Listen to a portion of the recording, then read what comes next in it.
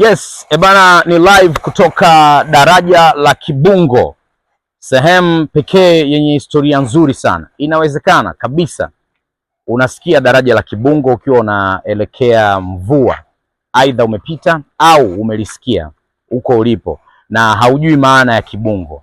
Tunaye Chief Kingalu leo hii anatupatia maana halisi na kwa nini hapa paliitwa Kibungo. Kwa nini daraja hili ni daraja la Kibungo? Kwa nini msitu huu ni msitu wa Kibungo? Kabla nataka niulize vijana kidogo, wao wakisikia Kibungo wanaelewa nini?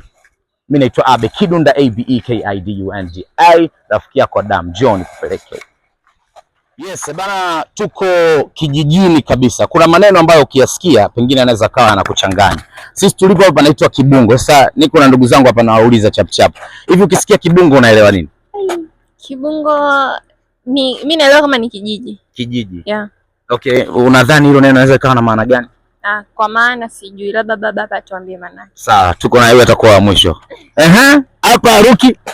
Kibungo ni mtu ambaye hajielewi, yani kama Ramani. Kibungo, Ramakiu. Ramakiu, unaelewa nini ukisikia Kibungo?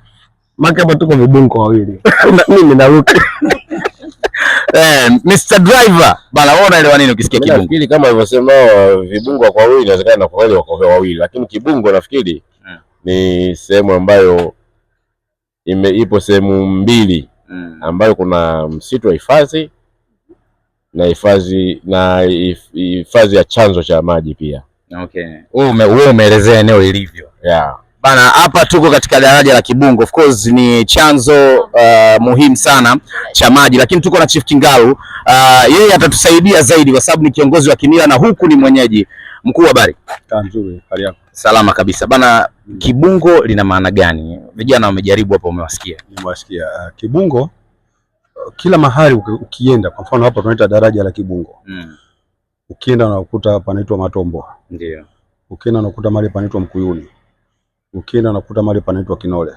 Basi lile jina ndio uasilia wa pale, na huo uasilia kuna kitu ambacho kimeishi pale, aidha ni jina la mtu ambaye alikuwa maarufu pale wakati ule, au pana kitu kipo kifuata na kikuta. Huu msitu unauona hapa mnene kiasi hichi. Huo msitu mjini leo kuna matunda ambayo ni adimu sana kuyapata. Yanaitwa bungo. Bungo. Unayafahamu? Nayafahamu. Ni chakula. Matamu tu. Na ni chakula cha ndege, yanazaa huko juu sana. Kwa hiyo msitu ukao unahifadhi hayo mabungo. Okay. Mabungo ni makamba manene sana. Hilo kamba lenyewe la bungo kama mkono wako. Okay. Hilo likamba hilo ukilifuatia kutoka hapo chini linatambaa katika miti hata 300 400 huko juu. Kwa sababu hii miti jinsi unavyoona hivyo pamoja.